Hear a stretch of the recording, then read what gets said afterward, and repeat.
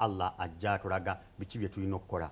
Ekisookera ddala atugamba nti mukkiririze mu Allah bwe mumala mukkiririze mu mubaka we era mubenga mwewaayo n'ebyobugagga bwammwe. Ekyo kyekijja okukusobozesa kyekyokuwaayo ekisinga obulungi singa mubadde mumanyi. Era agenda mu maaso n'atugamba nti singa mubadde mumanyi, singa mutuukiriza ebyo ne mukkiririza mu Allah n'omubaka we ne mwewaayo n'obugagga bwammwe ne mubuwaayo, mujja kubeera mu abo abajja okwesima. Era nakkirira wansi n'atugamba nti bwe mukola ebyo buli kye mulisaba Allah ajja kubawa, okubalongooseza amaka gammwe, okubawa emmaali n'ebyetaago byammwe ebyobulamu. Era tugenda mu maaso n'atugamba nti ajja kubawa ebirungi wano ku nsi n'olunaku n'obudde mu biseera by'oluvannyuma. So olaba nti Allah atutangaaza bulungi mu kutukuza eniya zaffe ne tuba ne tukola ebikolwa ebirungi mu mwezi guno, era tuluubirira kulaba nti tuluŋŋama eri Mukama Katonda nga mwe tutambuliza, kubeera bw'otunuulira bino ebibiri okusaala nga tulongooseza esswala zaffe, ate Allah awalala atugamba n'okuwaayo mu kkubo lye, kuba bitambula ebintu ebyo bibiri, okusaala n'okuwaayo. Mukadde waffe Sheikh Rashid, mu mbeera eyo bwe tuba tutunudde bulungi mu kuwaayo nga kyebazize atusomera ayizo nga atulambika alaga Allah engeri alabika obulungi mu bukulu bw'okuwaayo. Mu kuwaayo muno tulina kye tuyita fitirana, eyo ye terminology gye tukozesa nga mu Jamaat Ahmadiyya. Bwe tugendako awalala ojja kusanga nti eyitibwa zakatul fitr oba sadakatul fitr, era nga yemu ku kinyusi naddala mu biseera bino mu nnaku zino mu kuwaayo. Njagadde otulambulire fitirana eno oba zakatul fitr kyeki era omulabi waffe omulungi. A'udhu billahi minash shaitani rajim. Bismillahir rahmanir rahim. Nahmaduhu wa nusalli ala rasulil karim wa ala abdihi al-masih ma'ud. Ku nsonga ya fitirana era egwa mu ibada ey'okuwaayo oba zakatul fitr, tulaba nti bw'otunuulira empagi zonna ez'obusiraamu ojja kwesanga nti okuwaayo kintu kikulu nnyo. Ekyokulabirako mu Qur'an entukuvu ojja kukisanga nti Allah buli lwayogera ku swala agigatta wamu ne zaka, wa aqimu swala wa itau zaka. Bw'otunuulira ne ibada gye tulimu era ojja kulaba nti nayo eggwayo ne kuwaayo sadaqatul fitr. Era ne bw'otunuulira empagi endala eya hijja nti era emaliriza ng'omuntu alina okuba nti awaayo, y'ensonga lwaki tusala ebisolo, okwo nakwo kuba kuwaayo. Bw'ofumiitiriza ku bintu ebyo biraga obukulu obw'okuwaayo mu busiraamu. Ku nsonga eno eya zakatul fitr kwe kuwaayo omuntu kwawaayo nga ekigendererwa kuba nti atukuza ekisiibo kye, era kuliko ekipimo n'ekigero nti tuwaayo meka. Nga bwe tulaba mu swala nti omuntu asaala ng'ekibeera ky'esswala eno kuba nti etuziyiza ebyambyo n'ebitasaana n'okuwaayo, nti okusaala Mukama Katonda tugamba nti kuziyiza ebyambyone n'ebitasaana. Kakati obwo bulwadde Mukama Katonda bw'ayogerako bwe bulwadde abantu bwe balabako n'amaaso, gamba nga okulwana, obwenzi n'ebintu ebirala. Kakati kuno okuwaayo kutukuza ebirwadde byaffe eby'omutima ebyo ebitasobola kulabika nga obutayagaliza, ensaalwa n'ebintu ebirala ebifaanana bwe bityo. Kati swala era ne nga bw'olaba swala bw'otunuulira okusiiba nako nti omuntu bw'aba asiibye tasobola kulwana era tasobola kukola bwenzi, ebyo ebikolwa agezaako okulaba nga yeewala ebikolwa ebibi ebyo ebirabwako amaaso g'abantu. Kakati ate wali ebirwadde ebirala omuntu byalwala eby'omutima ebitalabibwa na bantu. Kati ebirwadde ebyo mu aya seeka gy'abadde asoma nti temusobola kutuuka ku butuukirivu okutuusa nga muwaddeyo ebyo bye musinga okwagala. Eryo lyeddagala ly'okuwonya ebirwadde ebyo. Kakati awo zakatul fitiri nawo wejjira.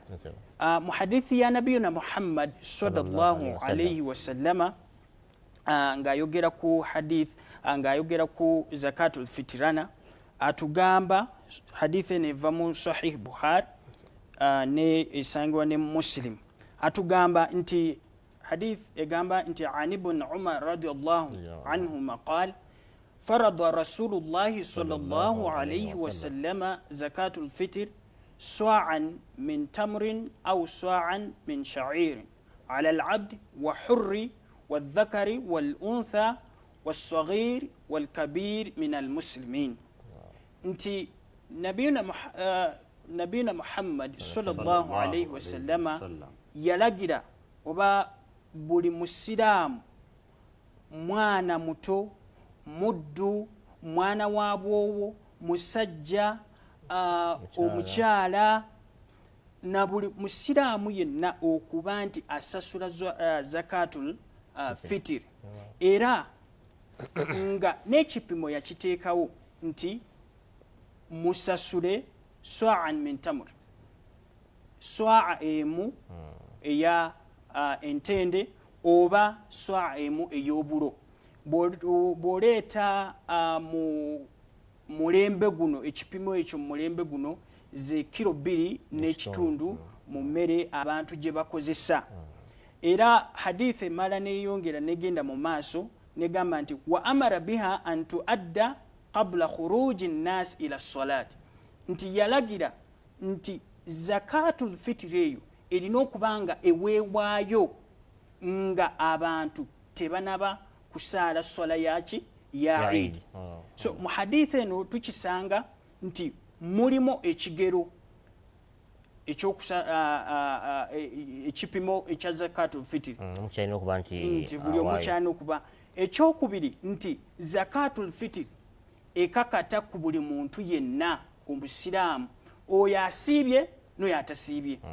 Nti n'omwana eyakazaalibwa jjo nga enkya Eid omwana oyo abazadde balina okubanga naye bamusasulya zakatul fitri. N'omwana eyakazaalibwa nga wabulayo ssaawa mbale Eid etuuke okusaalibwa oyo omwana naye alina okuba nti bamusasulya zakatul fitri.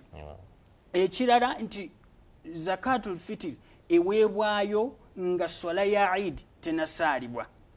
Kakati bwe tugenda mu maaso ku nsonga eyo bwe tugazibwamu ekibuuzo ne kiba nti ekigendererwa kya zakatul fitri kyeki. Era bwe tusoma mu hadith endala esangibwa mu Abu Dawud ne Ibn Majah nabiyuna Muhammad sallallahu alayhi wasallam hadith ngeva ku Ibn Abbas radiyallahu anhu Ibn Abbas radiyallahu anhuma قال فرض رسول الله صلى الله عليه وسلم زكاة الفطر. nti nabiyuna Muhammad sallallahu alayhi wasallama ya lagira abasiraamu okuwaayo zakatul fitri. Hadith egenda maaso negamba tuhratan liswaim min allaghu warrafath, nti zakatul fitri eno eyambako okutukuza omusiibo oba okutaasa omuntu asiibye ebyambyone ne bitasaana. Agenda maaso n'agamba nti wa tu'matan lilmasakin, nti era eyambako abo abankusiire abateesobola. N'agamba nti faman addaha qabla salat, nti oyo yenna agiwa nga swala tenaba kusaalibwa swala ya Eid fahiya zakatu maqbula, nti eyo ye balibwanga zakatul fitri, yekirizibwa nga zakatul fitri. Waman addaha ba'da salat, naye oyo agibwa luvanyuma lwa salatul Eid ngemaze okusaalibwa fahiya sadaqatu min as-sadaqat, nti eyejja kubalibwa nga sadaqa eya bulijjo. So mu hadith eno nayo tukitegedde era tuyiga nti ekisookera ddala ekigendererwa kya sadaqatul fitr kyeki nti okutukuza ekisiibo kyaffe, nti ebyo byonna ebitagenze waliyo omuntu asiibye naye nga waliyo ebyayitiramu nga si birungi, Mukama Katonda yatuwa chance nti tusasule sadaqatul fitr tusobole nga ekisiibo kyaffe tukola ki tukitukusa. Ekyokulabirako nga omuntu bwazimba ennyumba n'ateekako amabaati naye n'akuba plus naye ate alina okukola finishing, alina okukola akube langi ateekemu amadinisa endabirwamu. N'olwekyo sadaqatul fitr eyamba okuba nti eyoyoota ekisiibo kyaffe ekitukuza. Ekirala nti sadaqatul fitr eno eyamba abanaku oba abankuseere nti mu bantu bonna abagenda okujaguza Eid si nti buli omu yesobola okugula ekyokulya. Mulimu abantu nti olunaku lwa Eid lutuuka naye nga talina ssuubi nti ajja kulya emmere, nga talina ssuubi nti ajja kusanyuka nga balala. N'olwekyo Nabiina Muhammad sallallahu alayhi wasallama atugamba nti nga gwe bw'ogenda okusanyuka wali ateesobola. N'olwekyo sadaqatul fitr eno giweeyo eyambe abantu abo abankuseere nabo bafune ku ssanyu gwe lyogenda okufuna. Era yensonga lwaki atugamba nti tulina okugiwaayo nga Eid tenasaalibwa, kisobozese abakulembeze okutuula bakole enteekateeka ey'okutuusa ku bantu abo obuyambi obwo. Era mpozisewo nange nzikiriza nyongerekaawo katono ku sheekhe kyabadde amaliriza kuba nti fitirano eno oba fitira eno eweebwayo nga obudde bukyali ng'esswala tennasaalibwa, nti bwe batandika okusaala kyonna ky'owadde kijjanga sadaka eya bulijjo nga sheekha bw'atangaazizza. Wabaddewo obunafu bwe tuzze tulaba nga tugenda okusaala olunaku lwa Eid. Omwana n'omuwaayo ekyebitaano, oli n'amuwaayo 1000 oba omutwala agenda aweeyo nga sadaqatul fitr, n'okuyigiriza emijiji emito okumanya nti okuwaayo naddala ku lunaku olwo abantu abasiibye mu bunafu nga sheekhe bw'atangaazizza nti esobola okutukuza n'okuyamba bannaffe abankuseere nabo okulaba nti basanyukako. Naye obuzibu bwe bubadde nti ebiseera ebisinga twali twamanyiira nti omuntu awaayo ku lunaku olwo lwennyini, naye ogenda okuva wakudduka emisinde ogenda okujjanga esswala yatandise dda. So ekikola obulungi nga bwe tuyigirizibwa Ibn Umar nti era ebyafaayo bitulaga nti yawangayo ng'oluusi wabulayo olunaku lumu oba nnaku 2 makulu nti okugiwaayo ng'obudde bukyali kisobozesa abateesiteesi bamasheekhe baffe ab'omu kitundu oba mu ggwanga lyonna nga bazikuŋŋaanyiza ekyo kyonna kye muba muwaddeyo ng'obudde bukyali ne basobole okukola enteekateeka negende ku bantu abo, kuba buli bwogenda ku lunaku lwennyini olusembayo kinaakolebwa kitya mu bwangu. Kyekyova osanga nti ogenda okuweereza akantu ako mu bantu abatalina busobozi katuuka ssaawa 8 ssaawa 9 ez'olweggulu, kati olwagenda ategekeddyo ekyemisana. So nno singa olunaku lubeeramu akayisanyo kangi mulina okugenda musaale we munaaviirayo ssaawa 5-6 olwo abantu balyoke baddeyo ddi okutegeka. So nno singa enteekateeka ekolebwa sadaqatul fitr eno nebanga eweebwayo ng'obudde bukyali, kiyambira ddala bulungi abannaffe abo nga akantu ako kabaweerebbwa okuba nti baddayo nabo basobole okusanyuka ku lunaku olwo, era beeyagalire mu lunaku olwo okuba nti ddala lukulu nga nabo bajaganyiza awamu n'abalala Allah bwe yaba yawa obusobozi. Bakadde baffe tuyanza nnyo okuba nti mulambula ku nsonga eyo. Yansonga nti omulabi waffe omulungi ali eyo tufunyemu ekyokuyiga oba oliawo bitwali tukola mu bukyamu kanswe tujja kulongoosa ekiseera naddala mu nnaku zino ezisembayo. Tolinda ate kuba nti olina olunaku luli okusala Eid ogambe nti zino nja okuba nti mpaayo sadaqatul fitr yange, wabula kati mu kiseera kino nga tutanatuuka wali beera nga okikolako nga bwoba osobola. Kati tufune ekibuuzo ekisooka nga ebyo byabadde nti bisobola mu ddiiro. Assalamu alaikum warahmatullahi taala wabarakatuh. Bakadde baffe tweyanziza nnyo basheehe okuba nga musobodde okutusomesa ku bintu eby'enjawulo. Shehe mbadde mbuuza nti zakatul fitri eno tutandika ddi okugiwa era ekoma ddi? Ekirala natunuddeko ku lupapula lwa zakatul fitri, naye abaatugerekedde ffene waffe beerabidde okuteekako entende ate nga abasiraamu bangi tubadde tukozesa nnyo entende mu kisiibo kino. Simanyi oba mmwe musobola okunnambululirako ku mutemwa omuntu abadde akozesa ennyo entende mu kisiibo muno gw'ayina okuwa. Assalamu alaikum warahmatullahi wabarakatuh. Waalaikum salaam warahmatullahi wabarakatuh. Wow, Sheikh example. Yes, sir. Uzanga Sheikh baliza tulambula mu dakiika tono nnyo ebisinga ndaba ebiri mu kibuuzo ky'omwami ono biddiddwamu naye ndoza mu dakiika emu etandika ddi eri ekoma ddi? Tweyanziza weebale nnyo weebalire ddala naye Sheikh waffe abadde akirambuludde bulungi mu hadithi eraga omubaka mutume Muhammad sallallahu alaihi wasallama bwe yatuyigiriza ku nsonga ya sadakatul fitr. Kisaana kitegeerekekwe nti sadakatul fitr etandika ekisiibo bwe kitandika era neggwa ng'essala tennakola ki tennasaalibwa.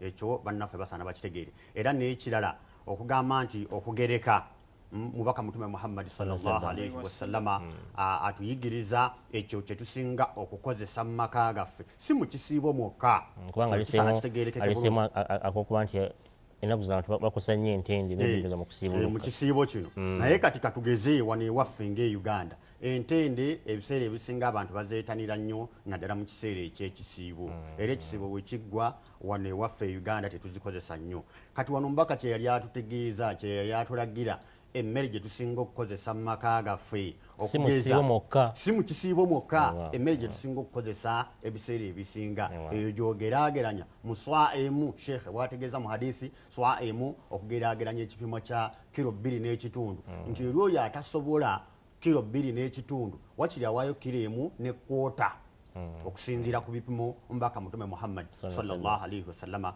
bye yatuyigiriza. Eri oyo atasobola kati ffe bwe tugeraageranya olwaleero katutwale generally wano nti mu nnaku enkulu oba wano emmere esinga okukozesebwa kawunga na muceere. Kati gwe geraageranya kilo 2 n'ekitundu zisobola okugendamu bwe tubaliramu ssente zisobola okugendamu ssente nga mmeka. Era mu kugeraageranya okw'amangu obala nti ekinene ennyo oba ekitono ennyo siringi singa 5,000 omuntu z'asobola okuba nti yeegerera mu kilo 2 ekitundu oba kilo 1 kitundu okusinziira ku busobozi bw'omuntu eri oyo atasobola kuwaayo kilo 2 n'ekitundu nga ddala talina busobozi.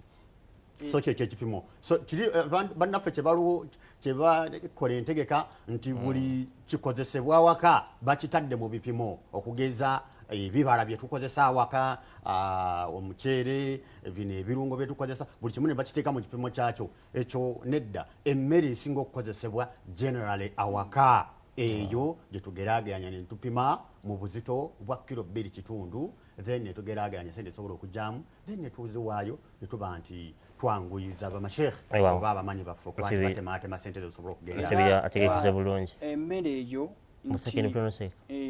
nti erina okuba nti ebeerayo mu makati nti si mmere eri katugambe ng'omuceere si omuceere ogwa bbeeyi ennyo kugezanga basmati oba ng'ate guno okuba nti omuceere bbeeyi ng'eri ya makati newankubadde omuntu asazeewo nti kale agenda kuwaayo akawunga tekalina kubeera nti kabbeeyi nnyo ate tekalina kubeera nti kalayisi nnyo. Kitegese bulungi.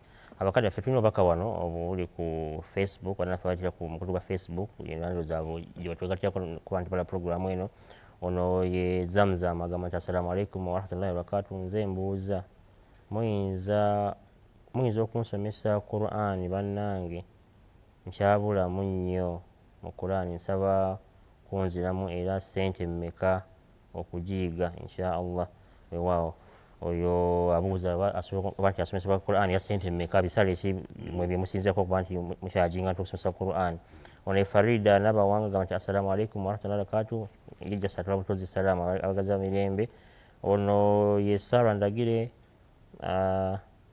naye kyekimu yeebaza obwezi obuli bwa programu Mariamu Namakula, assalamu alaikum warahmatullahi wabarakatuhu. Naye yebaza bwebaza. Tulina wano mwami Bashiri Byabagambi agamba nti assalamu alaikum, mwebale kuweereza. Ffe eno tetulina masannyalaze, tufuba okuteekako data tuleme okusobwa puroguramu yaffe nganzi. Weewaawo mwami Bashiri, webale nnyo kuba nti tosobwa puroguramu eno. Ono ye Shakira binti Haruna agamba nsaba Allah akkirize ekisiibwa kyaffe. Bubaka bungi ddala abayise ku Facebook bangi ddala. Ono Amsa Brothers agamba busy listening here in Kigali. Tukweyanza Amsa Brothers. Kanyasi Robert yabuuzabuuza nti good morning. Obubaka bungi ddala obuli ku mukutu gwa WhatsApp, obubaka bungi ddala naye nga basinga beebaza. Obulala tujja busoma inshallah. Sheikh Yunus, Yes, sir. mu ddakiika ntono nnyo, second ntono nnyo, mukyala Zamuzamu abuuza agala kuba nti asomesebwa Qur'ani yengera okuba nti amanya ebisale ebiri bitya. Yes, sir. Weewaawo. Weebale nnyo, weebalire ddala mwannyinaffe okuba nti ofaayo nnyo okwagala okuyiga eddiini yo, era kikusobozesa okuba nti naawe otambulira mu kumanya n'okuba nti by'osoma obitegeera. Era njagadde n'okukoonako nga sinabakudda mu kibuuzo munnaffe eyagambe nti bali mu kizikiza, tebalina masannyalaze naye afubanga bwasobola nti bateekako kaddata balabe. Abantu bafunalira ku mulembe guno ogw'ebigezo, omuntu okuteekako kaddata ak'ebitaano oba 1000 abe nti alaba puroguramu ennungi bwe ziteziyigiriza baba batono. So bw'olaba abantu bwe batyo nga ddala asobola okufissa kadde n'alaba puroguramu ezisobola okumuyamba ku imaani ye n'okuba nti atambulira mu kumanya. Era abawanjawulo nnyo, era tukwebaliza ddala okuba nti weerekereza obe nti ogoberera puroguramu zino, era netwebaza puroguramu ya BBS okuba nti batuwa enteekateeka efaananako bweti. Nga nzize ku kibuuzo mukyala Zamuzamu, tukweyanziza ekibuuzo nti okujja okusoma Qur'ani emitemwa giri gitya era musasula mutya, kuba yandiyagadde okwongera ku kumanya Qur'ani n'okugisoma kuba bulamu. Obwo nno buvunaanyizibwa bwa buli mukkiriza okuba nti otegeera eddiini yo. Era ffe twebaza bakadde baffe ne sisitimu ya Jamaati Ahmadiyya mu nsi yonna, si wano mu Uganda yokka, wabula mu nsi yonna. Genda Kenya, Tanzania oba mu nsi yonna oba Bulaaya, buli wonoosanga ekitebe kyaffe oba awali omusikiti gwaffe, enteekateeka y'okutendeka n'okusomesa abantu baffe Qur'ani. Era kino nkyogera n'eddoboozi ery'omwanguka nti ffe Qur'an tugisomeseza ku bwereere kuba obuvunaanyizibwa bwa buli mukkiriza okuba nti osharinga knowledge. Mubaka Mutume Muhammad sallallahu alayhi wasallama atutegeeza nti khairukum man ta'allama al-Qur'ana wa 'allamahu. Ekisinga obulungi mummwe oyiga Qur'an n'ogiyigiriza abalala, so si kugisasuzaako omusolo. Allah akuwadde ekyengera ky'okutegeera eddiini, lwaki abantu obasasuza? Era ffe emiryango miggule okuba nti abantu bajja bayiga eddiini nga tewaliwo na mutemwa nti leetayo 1000 oba 1000 tusobole okutendeka okuyiga Qur'ani. Lwaki yabaffe tusasuza eddiini ya Allah abantu okubayigiriza? Ekyo si kye kiviiriddeko abantu abasinga obungi ne bawangaalira mu busiraamu nga talina kyamanyi. Lwamitemu egyo gye tuteekawo. So nno singa tubadde tuwa bannaffe omukisa ne babanga nabo beeyagalira mu ddiini, kuba ekyo kyolaba nti kivuddeko n'obulwadde eddiini neesigalira mu kumanya kw'abamanyi bokka. Abantu baffe abagoberezi ne babanga tebalina kye bamanyi ng'alina kumala kwebuuza. So nno obuvunaanyizibwa bwa buli musiraamu okuba nti otegeera eddiini yo naawe otambulire mu kumanya nga bwe kyali mu biseera by'omubaka Mutume Muhammad sallallahu alayhi wasallam. Era tetulina wonna we tusanga nti mu biseera bye bateekangawo enteekateeka ey'okuba nti babaako omutemwa gwe basasula abantu okubayigiriza eddiini. Tweyanza nnyo mukadde waffe, ndowooza ensonga eyo ajambulidde bulungi. So tobeereyo n'oba nti otiitiira okuba nti okyala ekitabo kya Waislamu Ahmadiyya bonna we bali, nga bwatugambye mu nsi yonna wonna wewangaalira, noonya we bali ojja kuba nti oyambibwa mu ngeri bw'etyo. Kale tufune ekibuuzo ekiddako. Sheikh, assalamu alaikum warahmatullahi wabarakatuh. Saba Allah akkirize byonna abaddizeewo wonna emirimu gyonna gitukoledde mu mwezi guno gwa Ramadhan n'ennaku zino ezisigaddeyo. Saba Allah tusasule musala. Kikanzi kyembuuza manisa kuntangazaamu ku kunaaba kwa janaba. Ontangazeemuko katono tutebe tuginaaba inshaallah. Shenos Esebo wangu bwekitira musiraamu omuyambi otya? Esebo webali nnyo webali kumpa omukisa ogwo. Ensonga y'okunaaba janaba oba okutukulanga omaze kugenda eri mukyalawo oba nga mumaze okwegatta, enkola entuufu mubaka mutume Muhammad sallallahu alaihi wasallam gye yatuyigiriza omuntu oyo, era tusaana na kino tukitangaaliza ddala kubeera wajjawo ebibuuzo ebirala bingi nga era bigwa mu tuluba eryo ery'okunaaba janaba. Okunaaba janaba omuntu nga okufuna wuzu bulungi then olyoka onaaba omubiri gwonna, eyo yennaaba eya janaba. Omwami oyinza okukozesa amazzi matono kuba gwe mu butonde bwo tekijja kwetaagisa kukozesa mazzi mangi ng'omukyala. Era awo obuyonjo bukyetaagisize nnyo nti omukyala asaana okuba nti akuuma obuyonjo n'okuba nti yeetukuza bulungi. Bw'amala okunaaba ebitundu bye byekyama n'ofuna wuzu, then bw'omala okufuna wuzu yo bulungi n'onaaba omubiri, eyo yennaaba eya janaba. Era kyekimu n'omwami naera nga bwenkikonyeko nti omukyala mu butonde bwaffe tetufaanagana nga Katonda bwe yatutonda. So omukyala amazzi gajja okukozesa nga yeerongoosa n'okunaaba ebitundu bye byekyama, so omwami gajja okukozesa. Naye ekikulu kya byonna kulaba nti onaaba ebitundu bye byekyama ne bitukula. Bw'omala funa wuzu yo bulungi, then bw'omala okufuna wuzu naaba omubiri gwo bulungi nnyo otugule, then ogende mu maaso oba mugenda kwemerezaawo eswala oba ogenda mu emirimu gyo emirala n'oba nti ensonga eya janaba ogituukiriza bulungi. Kuba abantu bangi era babadde batambulira mu kuba nti tebamanyi kyakkola ku nsonga eyo. Naye munnaffe twebaza ekibuuzo ekyo okuba nti obuuza kukikwatagana n'engeri omuntu gye yandisaanye okunaabamu singa aba agenze eri mukyala we. Tuyenza ssebo nga tunagenda mu masimu, waliwo era obubaka wano obuse ku Facebook. Abantu lunaku zino Facebook wagitanidde nnyo. Ono ye mwami Israel Taliga agamba, thanks so much for all these educative programs ever since the beginning of this blessed month of Ramadan. May Allah reward you abundantly. Tukuyenza mukadde waffe yasimba obusiimi nti bagi twatandikira. Tulinawo mwami Mubiru Haruna agamba mwebale okusomesa umma, barakallahu lakum. Waawo ono ye Bashir Namba agamba nti assalamu alaikum warahmatullahi wabarakatuh. Basheikh mwebale nnyo enjigiriza eyo amakula weewaawo. Ate nagenda mu masimu katufune ekibuuzo ekirala. Sheikh, salamu alaikum warahmatullahi wabarakatuh. Sheikh, mbadde mbuuza ku kye mwasomesezzaako eggulo nti okusaba tusaba nga tetunnaba kusaza salaamu nga tumaliriza esswala, naye mu kitundu ki wennyini we tuteekeddwa okuba nga tukikolera? Oba omusiraamu abuuza nti yawulako nga basomesa kuba eri abantu alina enkola nti oluusi agenda n'awuba esswala mangu mangu dakiika 2-3 ate ogenda okumulaba nga azza wali ebbali awanise emikono nti ate ali mu kusaba. Naye wano bakyambula bulungi nti okusaba kwonna kusaana oba nti kube nga kukolebwa mu swala. Kati abuuza nti kitundu ki ekyo omuntu kyasaanira okuba nti abeera nti asabiramu. Mu hadithi ya nabiyuna Muhammad sallallahu alaihi wasallama ngesangibwa mu Muslim atugamba nti an Abi Hurairata radiyallahu anhu anna Rasulullahi sallallahu alaihi wasallama aqrabu ma yakunu li abd min rabbih wa huwa sajidun fa aktharu du'a.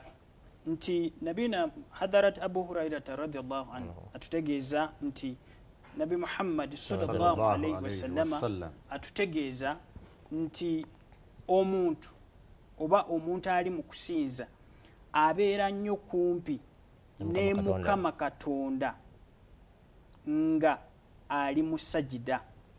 Era hadithi eggwayo nga Nabi Muhammad sallallahu alaihi wasallam atugamba fa aktharu du'a. N'olwekyo mu kiseera ekyo kyennyini ng'otadde ekyenyi kyo mu sujud oba sajida, yitiriza nnyo okusaba. N'olwekyo kyekyo ekitundu omuntu ky'osobola okusabiramu kusola, nti bw'oba osaala n'otuuka mu sajida bw'omala okwogera ebigambo ebitongole eby'Oluwarabu nti subhanallah, subhana rabbiyal a'la, subhana rabbiyal a'la, subhana rabbiyal a'la, tandika okweyogerako n'okusaba Mukama Katonda mu lulimi olulwo lw'otegeera. Ekyo si Luwarabu lwokka. Ekyo kye kitundu ekisooka nti nga tuli mu sajida. Ekyokubiri nti omuntu bw'atuula mu atahiyat oba olutuula olusembayo ng'amaze okusoma ebigambo ebitongole bye tusoma Oluwarabu bye twakwata ku mitima gyaffe ebiweddeyo byonna n'eddwa zonna ziweddeyo, awo nawo omuntu osobola kuba nti osaba mu lulimi olulwo olwosinga okutegeera. N'olwekyo byebyo ebitundu omuntu byasobola okusabiramu okukola okusaba kwe. Tufune ekibuuzo ekirala inshallah.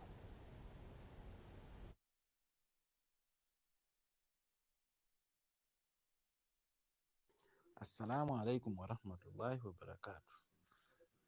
Mbalamusizza nnyo baseeka. Mwebale soomu, nsaba Allah akkirize okusiiba kwaffe. Baseeka mbadde mbuuza nti biki ebiziza mu ddiini okuwasa? Kati nga wolaba nti mu Buganda bagamba nti okweddira kuziza. Kati wemba nina omukazi nga musiraamu wa ddiini, biki ebisobola okunnemesa okumuwasa? Kati for example mba ndi nti nga tweddira kimu kisobola okunnemesa okumuwasa naye nga ddiini ffenna tuli basiraamu? Weewaawo omwami Sheikh Rashid omudde bulungi. Alina omuntu we bonna eddiini yemu basiraamu, musiraamu ku musiraamu, naye ate n'alaba nga waliwo embeera awo yeddira kasimba, yeddira nkima neyeddira nkima, akola atya? Ekisookera ddala nabiyuna Muhammad sallallahu alaihi wasallama bwe yali atusomesa mu ngeri gye tulina okukolamu ekisooka choice ey'abakyala be tugenda okufumbirigana nabo. Mu hadithi emu nga eva ku hadarat Abu Hurairata radiyallahu anhu atugamba nti ani nabiyi sallallahu alaihi wasallama قال انت نبي محمد صلى الله عليه وسلم يغامبا تنكح المرأة لأربع nti abantu bwe baba bawasa abakyala oba bwe baba banoonya ababeezi bwe bagenda okubeera nabo bakulembeza oba batunuulira ensonga nnya nga mwe muli limaaliha nti obugagga oba emaali y'omukyala oyo gwayagala walihasabiha ne olulyo lwe oba background, family background wa jamaaliha n'obulungi bwe walidiiniha n'eddiini ye. Kati eno analysis Nabi Muhammad sallallahu alaihi wasallam gye yagamba, ye teyagamba nti bwe tuba tuwasa tunuulire ebintu bino, wabula yali akola analysis nti abantu bwe baba bawasa oba bwe baba banoonya ababeezi ze batunuulira. Kati ye kiki kyatugamba? Atugamba hadithi egwayo ng'egamba fadhfar bidhaati ddin, nti mmwe abasiraamu mmwe abakkiriza mukulembeze eddiini, ensonga y'eddiini. N'olwekyo ekyo kintu kikulu nnyo nti bwe tuba tuwasa abakyala ekisooka mu byonna tukulembeze ddiini. Bwe tugenda mu Qur'an entukuvu mu ssuura ey'okuna aya ya 24 okutuuka ku aya eya 25, Mukama Katonda ng'ayogera ku bakyala be tutalina kuwasa n'abo be tulina okuwasa, agamba bal a'udhu billahi minash shaitani rajim bismillahi rahmani rahim. Allah ow'ekitiibwa atugamba hurrimat alaykum ummahatukum nti muziziddwa okuwasa banyammwe wa banatukum na bawala bammwe wa akhawatukum ne banyina mmwe wa ammatukum ne basega bammwe wa banatul akh ne bawala baganda bammwe wa banatul ukhut ne bawala banyina mmwe wa ummahatukum allati arda'nakum wa akhawatu arda'nakum nti nabo banyammwe oba bamama bammwe ababayonsaako betuyita foster mothers wa akhawatukum min radaa nabo baganda bammwe oba banyina mmwe betwandiise ba foster sisters oba banyina mmwe ab'ebbeere bwe mwayonga ku bbeere erimu wa ummahatu nisaikum ne banyazaala bammwe warabaibukum allati fi hujurikum min nisaikum allati dakhaltum bihinna nabo abawala abali mu bukuumi bwammwe nga babakyala bammwe be mwayitako gye bali tugambe betwandiise step daughters nti abaana omukyala bwe bayajja n'omwana oyo omwana tokkirizibwa gwe okukola ki kumuwasa fa in lam takunu dakhaltum bihinna fala junaha alaykum nti naye bwe muba nti temwayitako gye bali then temubaako kinene kyonna okuba nti muwasa abawala abo then nagamba wa an tajma'u baina al-ukhtayn illa ma qad salaf nti tekikkirizibwa gwe omusajja okuwasa abooluganda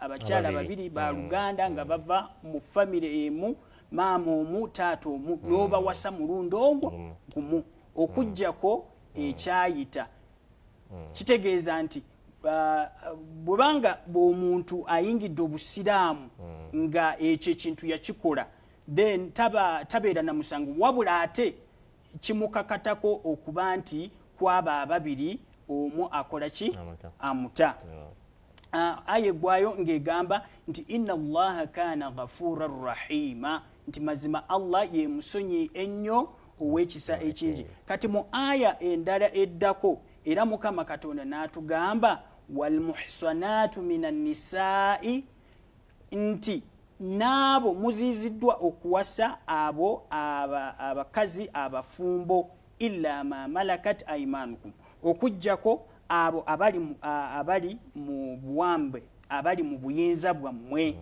kitaba allahi alaikum ekyo kyekiragiro kya mukama katonda wa uhilla lakum ma waraa dhalikum naye abali ebbali w'abano allah babaze abo bonna nti abali ebbali waabo tukkirizibwa okukola ki okubawasa antabtaghu bi amwalikum tukozese tubanoonye nga tubanoonya tukozesa emaali yaffe muhsinina nga tubawasa mu bufumbo obutukufu ghaira musafihin nga tetukola bwezi n'olwekyo mu busiraamu bino nti simanyi ono yeddira kiri ono yeddira kino ebyo mu busiraamu tebiriimu abantu allah be yatuziiza okuwasa be bano bayogeddeko abali ebbali w'abano tukkirizibwa okukola ki bawasa tweyanze wano waliwo abuuza wano nti assalamu alaikum warahmatullahi wabarakatuh sheyi bwe mba nsadde salat layiri nzikizibwa okuddamu okusaala subuhi nze hakimu okuva old kampala sheyunus tweyanziza nnyo okuba nti osaala essala y'ekiro oba ey'okuba nti katonda akusobozesezza n'olaba okuboneka kw'olunaku olubaka lwe yalanga oluli mu nnaku 10 oba okugolokoka n'osaala essala ey'ekiro Eswala ey'ekiro omuzungu gyayita supplicatory prayer, eswala ey'ennyongeza. Eswala oba ze twandiise eswala za nawafiri, eswala z'ennyongeza, ezo tezikugjaako eswala ez'etteeka. Kuba eswala ez'etteeka tuzimanyi obulungi mu busiraamu ziri 5, ng'esookera ddala ya subuhi ey'okumakya, eddako ya zuhuri saawa 7, eddako ya asuri saawa 10, eddako ya magarib saawa 1, eddako ya isha ya saawa 2 okugendera mpaka saawa 6 ogw'ekiro. So ezo ze swala 5 ezatwalikibwako ez'etteeka. Naye oli okusaala sunna oba n'osaala nawafiru n'ogolokoka ekiro kyonna, era nga bwe yali enkola y'omubaka mutume Muhammad sallallahu alaihi wasallam nti yagolokokanga ekiro n'ayimirira mu maaso g'omutonzi okumulaajaanira, era olumu kyakwatako nnyo Hazrati Aisha radiyallahu anha n'abuuza ya Rasulallah, gwe Allah eyasonyiwa ebibi byo byonna, lwaki otuuka okwerumya okuyimirira mu swala ng'olaajanira omutonzi okutuuka n'ebigere, nti ebigere byatuukanga olumu ne bizimba ng'ayimiridde mu maaso g'omutonzi amulaajaanira, amusaba, asaala.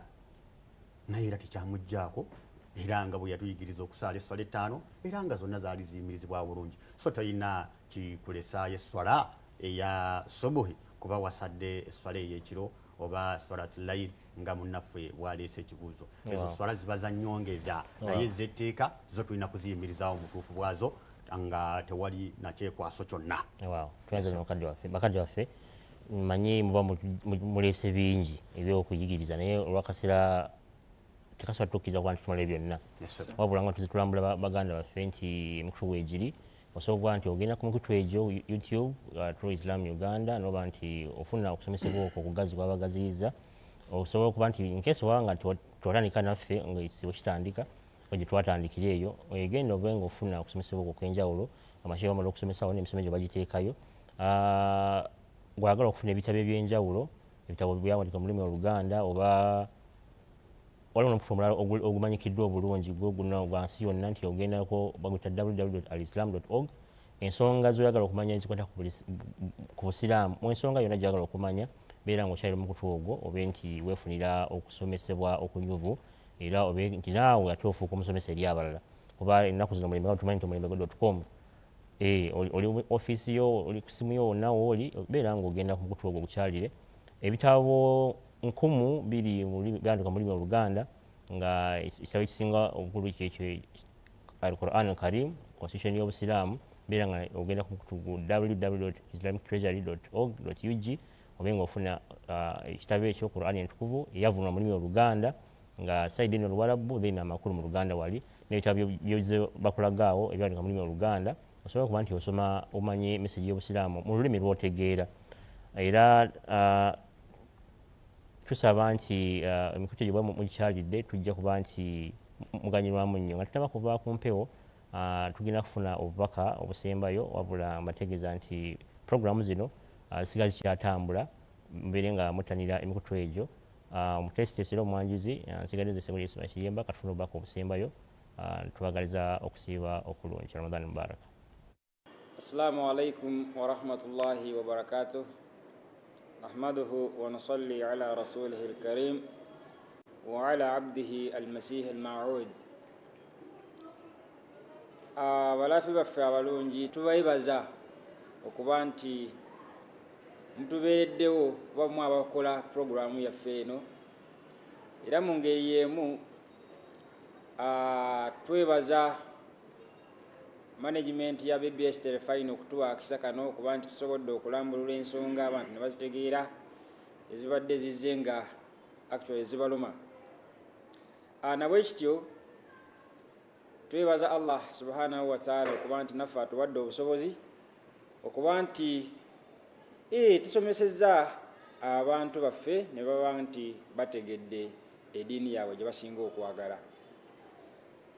Tubadde tuli mu kisiibo, tuli kumpi kukimalako, era nga bwe tukimanyi bulungi ekigendererwa ekyokusiiba kyakuba nti omuntu asobola okuba nti yejjako obukyafu ne kadhambi, n'aba nti asobola okuba nti afuna okutya Mukama Katonda, oba n'aba nti asobola okwekuuma okukola ebibi.